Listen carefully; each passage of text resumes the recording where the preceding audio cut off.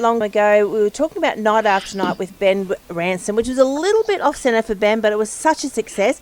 Ben's joining us tonight at home with Tracy and the Big D, and we're going to talk about the brand new single, Coming Down in Spades. Ben, how you going? I'm good. Last time we spoke to you, which wasn't that long ago, we spoke to you about Night After Night, and now we're releasing Coming Down in Spades. Normal to release them so quickly? This one is what the team behind us like to call a rapid release. And we thought, given the time that we're in, people would be after, lots of stuff to listen to. And so we figured we'd just sort of pump out the songs. And Coming Down in Spades was the choice for this. Polar opposites to the first song, Night After Night.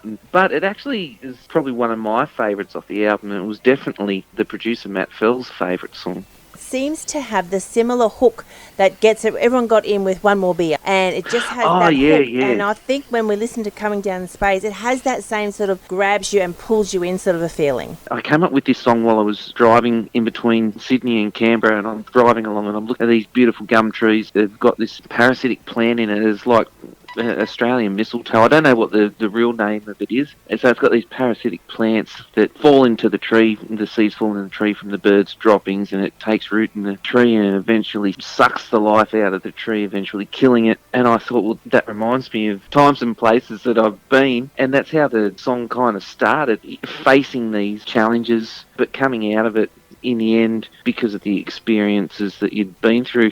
As terrible as that sounds, it's actually quite a fun song. Well, for me, it's a fun song. Someone said to me, it's a bit of an angry song, and it's a song for me. It's about resilience and getting through tough times, which brings us to the selection for why we put it out the time that we did, given the situation that we're facing at the moment. When I first heard it, I thought, it's a party song. But then when you do listen to the words, it's like, oh, wait a minute, this is not what I thought it was. But then, as you said, it does pull you back up to, it's okay. We're all learning from everything, so it's pretty good. And it's funny, we've been so busy during this period. In fact, I feel like I've been busier than ever.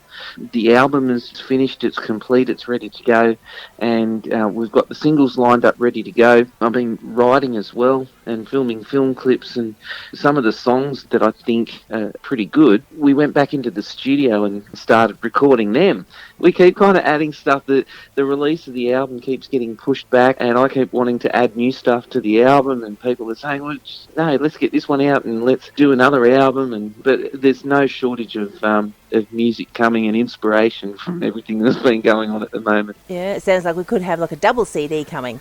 You never know. All the stuff is there. Stand by, because it'll be coming your way. And of course, everyone can just watch you on social media. Pop in Ben Ransom and boom, everything will be up there. You'll be able to find him. But we'll also put the tags at the end of this podcast.